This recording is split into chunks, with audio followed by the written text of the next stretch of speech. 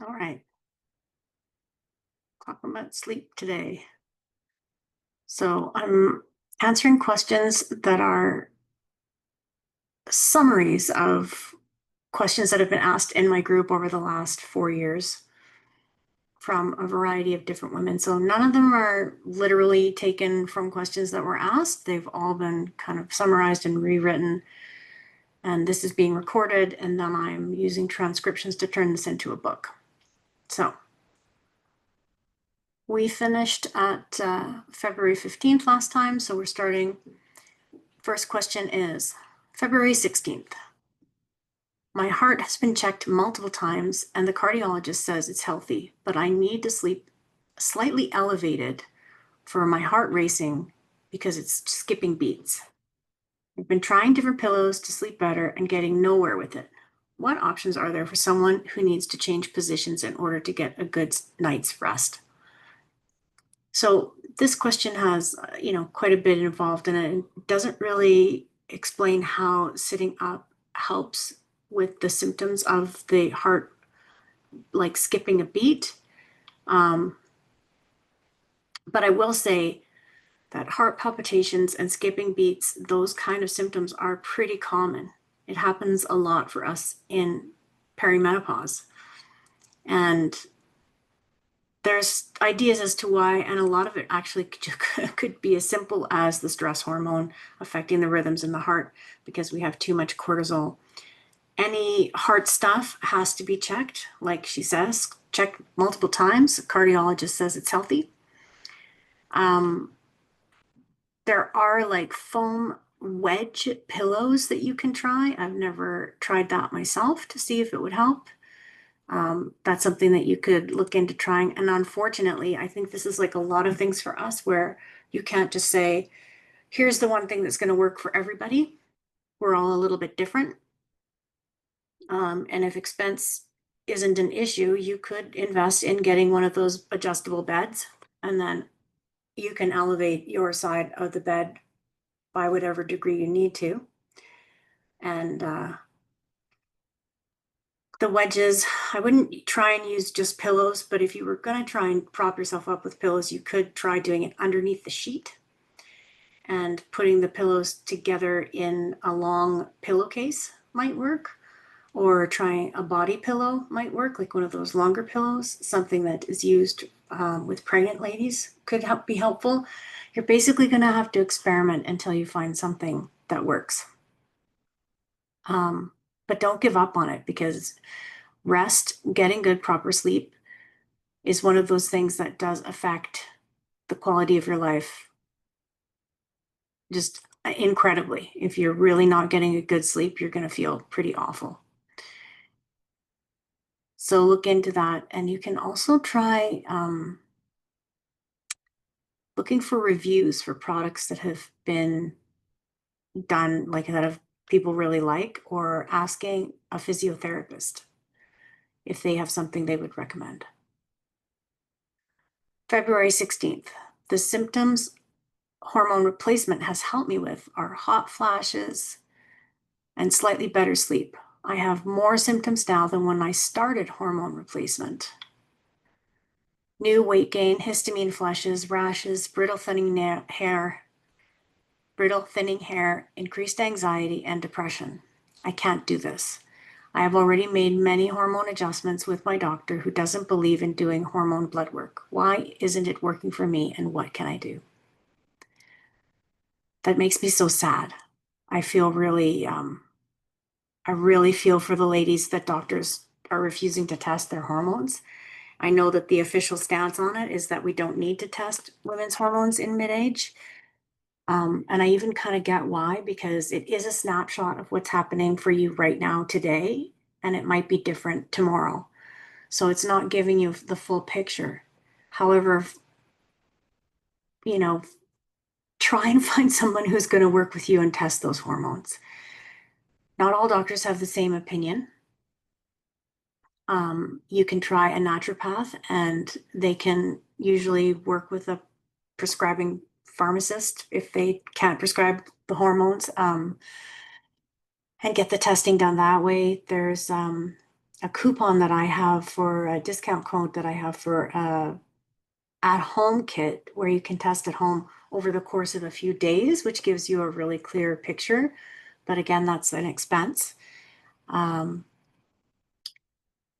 then I would suspect, see, of course, I can't know for sure, but what it sounds like to me is this is the fluctuations of perimenopause, where your natural hormones are still in there doing their own thing and they may be going up and down pretty drastically. The fact that it helped in the first place would imply that maybe the hormones have changed enough that you need a change in your prescription. And I don't know if you've tried switching to a different delivery system. I know one of the members in my CPMS group tried pretty much everything and eventually found a doctor who would prescribe estrogen injection, and that worked for her. So why it isn't working, we don't know exactly, but don't give up. Keep talking to people and you'll find someone that will help you with that. I personally believe that it is worth testing your hormones to know. February 18th. I have insomnia and the trigger has always been the fear of not being able to sleep. I hear that. It becomes like a self-fulfilling prophecy where you're worried about being able to sleep and then you can't. Anyway, here's the whole question. I have insomnia and the trigger has always been the fear of not being able to sleep. I find I'm ruminating and I can't sleep because the anxiety is there. Then the cycle continues. I am on a low dose birth control pill. Is it possible to have trouble sleeping with anxiety while on the pill? And yes, absolutely. The birth control pill is really a valuable tool for a lot of us in perimenopause. It's different than it was. These pills are different than what they were when we were in our teens. And the doses are much lower. They're considered to be safe if you're a non-smoker and you don't have other risk factors. But they really, for a lot of us, don't treat the hormone instability that we have. Generally, there are synthetic hormones, and depending on the person, they may or may not help with those kind of issues. Because I have heard from some people that it did help. For you, it might not be the right thing to help you with sleep. It is possible to try and switch from the birth control pill, as long as you don't need it for birth control, into a hormone therapy using a prescription or bioidentical or compounded that can possibly help more with the anxiety and the sleep. Progesterone is the one that's really good for sleep. It is, the ruminating itself and the anxiety itself may or may not go away while you're switching to hormone therapy. And if you need it for birth control, then you're still going to want to take some kind of birth control. You have to have that. I'm wondering if switching to the Mirena IUD and adding progesterone might be helpful for you. That's something you can ask about. Doctors love the Mirena ID. They'll slap that in anybody over 14, no hesitation, considered perfectly safe. And people who have it either love it or they hate it. So it is worth trying because the people that love it really love it. And it works great. It's great. It's almost perfect birth control. That's why the doctors like it so much. And it controls the bleeding. The other thing you can try is working with mindfulness. You can do my 21 Days to Fix Your Sleep course. You can just start learning mindfulness during the day. You learn it during the day, and then hopefully you remember to use it at night. And mindfulness could potentially help with that. February 19th. I find progesterone helps me sleep, but it also makes me fatigued and depressed. This usually resolves in the evening. Has anyone found they better tolerate a combination of estrogen and progestin patch versus oral progesterone? And absolutely, that's probably happening for some women for sure, because it seems to be our own body chemistry that's really at play here. And combination could be what's in order for you, depending on what's happening with your estrogen. The progesterone helping the sleep does indicate that your anxiety might be high and you might need it. But if you're fatigued and depressed, this could just mean that you're having too much progesterone. So you might be able to switch to a lower dose. I have one client that was not doing well enough on 100 milligrams of the micronized progesterone, but when she went to 200, it was too much and she felt really awful. So what she's done is found a naturopath who does compounded bioidentical hormones and has a prescription for 25 milligrams, and 125 seems to be just right for her. So it's back to experimenting and finding ways to still support your hormones, but adding an estrogen may or may not be the right thing for you if you're in perimenopause. February 20th, I've recently increased from 100 to 200 milligrams per day of micronized progesterone. It's helping some with sleep and anxiety. I also feel sedated in the morning, and I'm wondering if that goes away after a while of taking it. That's a really good question. And I think that it does, depending on the person. If you don't need that much of the, if like sometimes, like I said, 100 is too little for one person, and then 200 is too much. You might need to be somewhere in the middle. And I'm one of those people that needs to be somewhere in the middle, but getting an in the middle prescription for me would be adding another prescribing person into my care team, which I have no desire to do at this point. I'm already seeing a functional medicine doctor, and she's quite expensive and she's really good. And I'm also seeing my family doctor and a gynecologist. So I think I've got enough doctoring in place. What I did is I asked my doctor for permission to do one day of 100 and the next day of 200 and see how I feel. And if I feel like I maybe need the help with the sleeping and the anxiety, I'll take more. And if you feel pretty good, I'll take 100. If I do 200 every day, after about a week, I've noticed that I'm weepy, I'm sad, I'm tired, I'm feeling a little bit more depressed, and I'm having trouble kind of getting going in the morning. So I'm not suggesting that you just willy-nilly mess around with what you're taking and take more or less depending on how you feel. But I am saying that you could talk to your doctor about that and see if they were comfortable with you having your prescription being used in that way. And they may or may not, right? And you'll have to go with what the doctor's orders are. I do feel really lucky that my doctor trusts me though, and has allowed me to do that, because I feel now I'm getting the max benefit of the progesterone because I'm not on a fixed dose, and I can do a check-in after dinner and just kind of see how I'm feeling. And if I'm feeling tense and anxious, then I'll take 200. And if I'm feeling pretty good, I'll take just the 100. February 21st. My main issues are hot flashes and night sweats that wake me up and affect my sleep. I am preparing for an appointment and plan to beg for hormone therapy. I had ablation done, so I'm not getting periods. I don't feel normal, and my quality of life is diminished from this condition. I'm thinking I want estrogen and progesterone, but do I need both? This is one of the things that I think people find super frustrating. And we're sort of, okay, so in Sarah Gottfried, well, she's going by Cazal now, Sarah Cazal, formerly Gottfried. In her The Hormone Cure, this is the first book that I got that was super helpful for helping me help myself and other people. She talks about cortisol and how it is moving in your body. And there's quizzes in here, and you can kind of get a feel for what type you have, whether you have low progesterone. But one of the things that I found really frustrating, when you look up the symptoms, you can have like your cortisol, for example, could be in general too high, but then tanking at other times when you get tired throughout the day, and now you have not enough, and it can really move quite quickly. At least for me, I've noticed that. When your cortisol is in balance, you're feeling buoyant, positive, and upbeat. You eat every 4 to 6 hours without feeling shaky, irritable, or in low blood sugar. So that's on page 119. When faced with stress, you don't recoil in horror. Everything feels that you can figure it out. Sleeping well at night and wake up refreshed.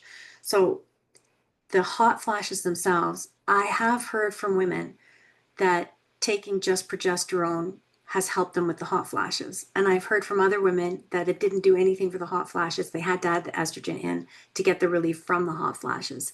And why that is, I really feel like nobody really knows. I don't know that there's been enough looking into it. It's kind of like the babies that were born in the late 60s and 70s. We're just tired of this, and we're not going to lay down and take it quietly like previous generations. We're yapping it up.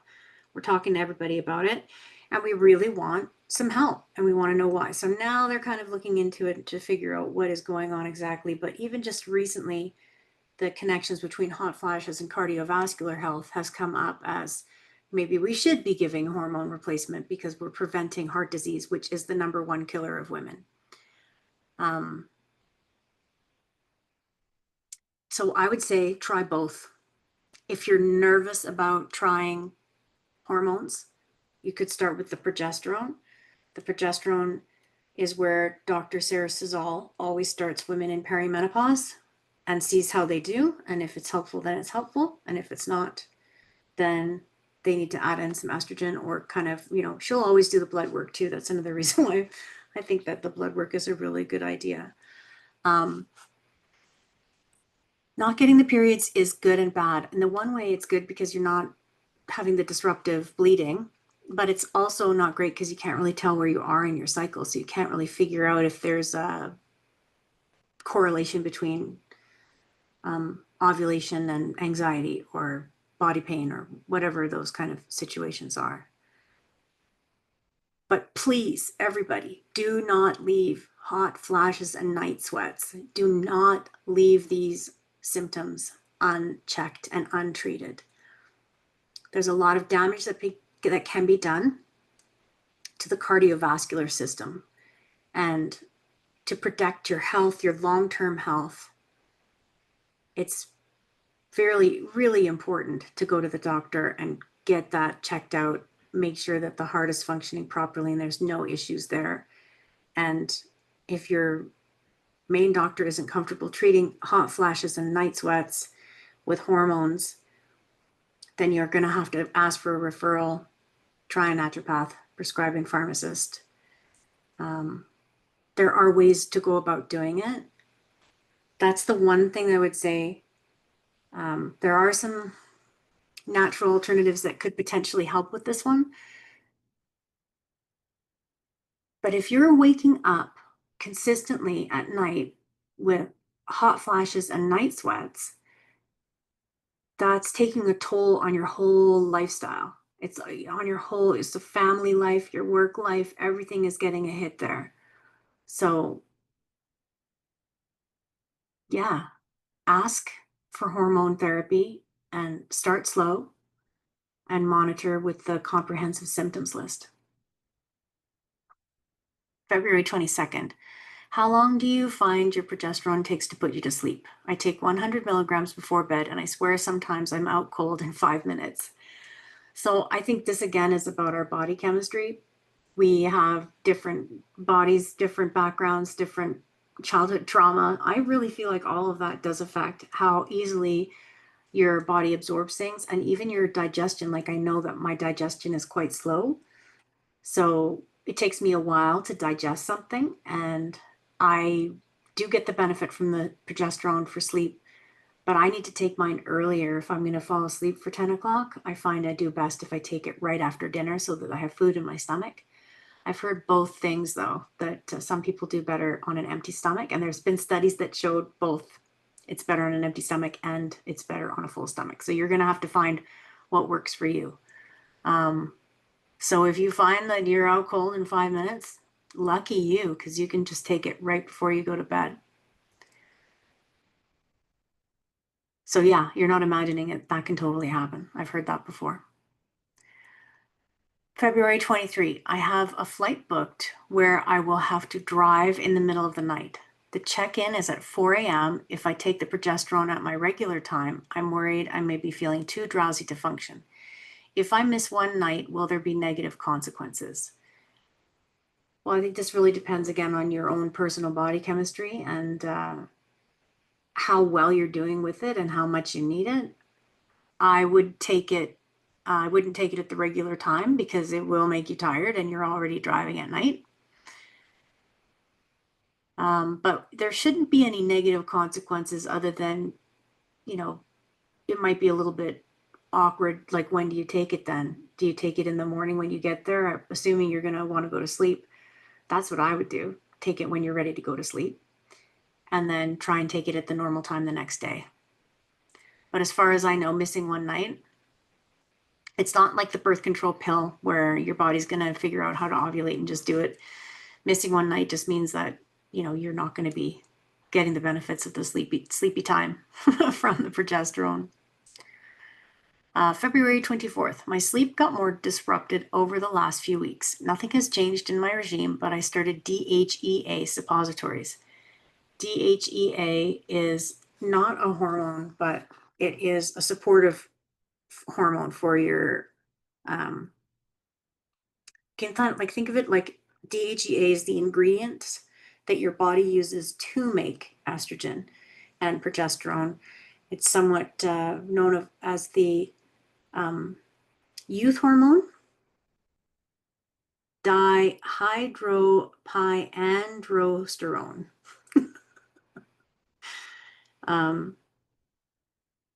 So I myself take that and it does give me more energy. I always take it in the morning. I'm not sure when you're taking your DHEA, but you might want to look at that and take it, make sure that you're taking it in the morning, first thing in the morning, if it's affecting your sleep. They are in Dr. Sarah Sazal's book, she's talking about significantly lowered ratio of cortisol with DHEA. So it really should be helping you with sleep and feeling calm as well. But you know, if you aren't really sure if it's making a difference or if it's contributing to that, you could try, if you've done it, does she say how long she's been doing it? Just the last few weeks. Okay, so if it's been 3 weeks and you think that this might be causing that as a symptom, that is causing you to wake up, then stop taking it for 3 weeks and then fill out your symptoms list again and see what happens. And if it's fixed, if the problem's fixed, then you can suspect it might be DHEA, but then you have to take it again to know for sure to see if it happens. It could also just be coincidence, right? Like, that's why you need to experiment with it.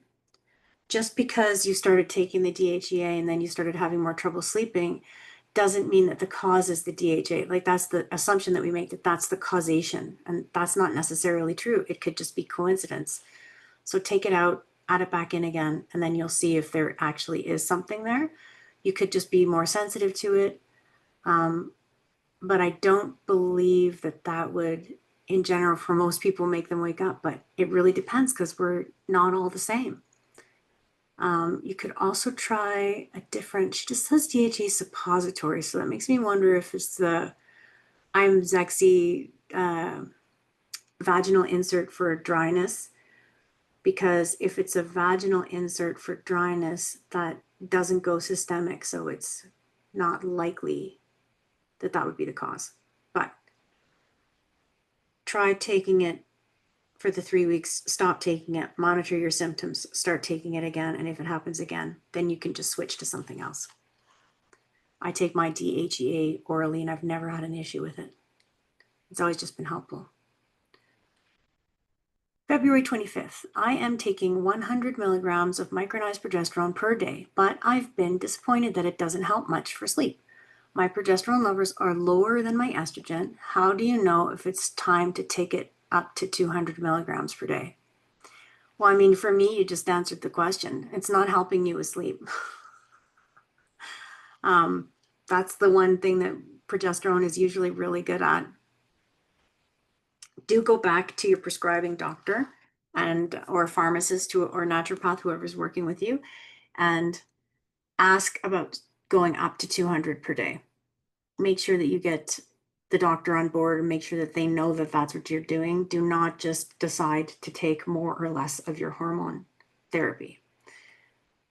However, I bet you anything that you just don't have enough. And if you go up to 200, then that will help you. And then make sure you fill out the list before you start that. Do the change, fill the list in 3 weeks, see what the difference is, and then you can decide from there what you want to do and go back to the doctor and talk to them about that. February 26th. I've been put onto an antidepressant and it's very helpful, but I've noticed that I have just crazy vivid dreams now. Sometimes nightmares, and I didn't usually have this before. The dreams are much more real and the nightmares are scary. Is this a form of medication? Is this from the medication? Is this from the medication that I'm on? What can I do? I do know that with different antidepressants, this is a potential side effect where it's been really great with the brain chemistry and it's working really well, but you can have these really vivid dreams, which are great if they're good dreams, but can be terrible if they're nightmares. And you really need to, go back to your prescribing doctor or pharmacist and ask them about this. What is happening from this medication? Is this possibly a side effect from this medication? And what can I do? If you have trouble getting in to see your doctor or you don't have a family doctor that you see regularly, you can go back to the pharmacist and just ask them. Pharmacists are really good at understanding medications, what's involved, what they're good at, what they're not good at, what their side effects are, and they know more about the medications that they're administering oftentimes than the doctor does. And sometimes they'll say, oh, you're having this particular side effect. You know what? If you switch to this particular other medication, that could work for you. Do you want me to send in a fax request to your doctor and switch that over? And almost always the doctor defers to the pharmacist's judgment in that case. What I would say for sure is if this is disruptive, it's waking you up, you definitely do want to change your medications. You don't want to be taking something that's interfering with sleep at all because sleep affects everything. It's the one biggest bang for your buck. Like if there's one symptom that you're going to target to try and get yourself together again and sleep is an issue, work with sleep because sleep will affect your appetite, your joie de vivre, your general enjoyment, your ability to get things done. And there are other options, so don't hesitate to ask. February 27th, my cat keeps me up all night. I go to sleep okay, but the cat is in and out, playing, knocking things over, jumping on my bed, and it's unmanageable. I don't know what to do. Cats don't speak English, and this one disrespects me. Help. I see this as a boundary issue. Why on earth are you letting the cat in your room? Why is the door not closed? Why does the cat have the authority in the house to be in your room disrupting your sleep in the middle of the night and you don't have the door closed? What is that giving you? Why do you feel that that's okay? Is that something that makes you uncomfortable? Are you not used to closed doors? Do you feel that you need to cater to this cat in some way? Does the cat have more rights than you do? Just because they don't speak English doesn't mean that you can't communicate with the cat. The cat is a sentient being and they learn really quickly. So if you have the door closed, it doesn't take them long to figure out that they're not getting in the door. And they might sit outside the door and meow the first night or two, but eventually they figure out they're not getting in and they just go on with their lives because they're a cat. They can jump on the other bed or the couch or whatever else. They'll just go to entertain themselves. One of the suggestions that I've made before with a similar situation was to get a white noise machine. A white noise machine just gives your brain like a baseline. So it's got this hum that just goes consistent. It doesn't change. It's not getting louder or quieter. It's always the same. And that lets your mind relax a little bit because you have this taking up the noise area in your brain. And then other noises don't register as much. I've used this one. I use this in my room and I can pretty much ignore a lot of the sounds in my room if the white noise machine is playing, except for the dog. My dog has bad dreams and that wakes me up. and I'm not willing to not have the dog in my room because she's accustomed to that. And she usually stops when I tell her to. It's funny enough, but think about that in terms of a boundary. How can you set a healthy boundary with your cat? Because if you can't have a healthy boundary with your cat, good luck setting a healthy boundary with humans. It's a good training ground to start with animals. February 28th, when I wake up, I can't stop thinking about everything that I have to do the next day. And sometimes I get into a panic about it all. So I'll get up and go down into the kitchen and get started for the day. That used to work okay when it was an occasional instance, but now it's more likely that I won't sleep well and I am often running on empty. What can I do? Just laying there feels like torture. And I really feel you on this one because your brain is already in your day. It's 4 o'clock in the morning. Your body's kind of telling you it's get up time because of the high cortisol.